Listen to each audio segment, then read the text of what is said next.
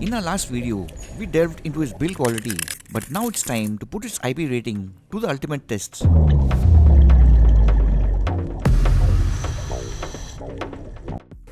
Today we are diving into the world of liquid resistance testing with the ever popular Poco X6 Pro 5G. First up, the olophobic bath test. As expected from me and Poco, we see the familiar layer of coating that signifies a high quality device. And the best part, no signs of pre-liquid damage at this early stage. Most importantly, the sound quality and volume level remain unaffected. The official IP certification seems to be holding up well as we progress to the light splashing round. It's crucial to remember that even light splashes can cause damage, so we can't underestimate them.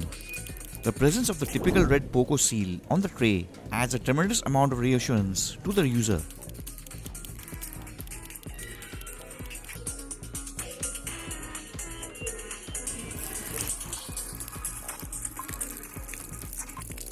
Moving on to heavy splashing, the ultimate test for the IP rating. So far, no visible liquid damages and the sound output remains unaffected. Let's keep our fingers crossed as we hope the X6 Pro 5G lives up to the Poco brand name of never failing on the channel.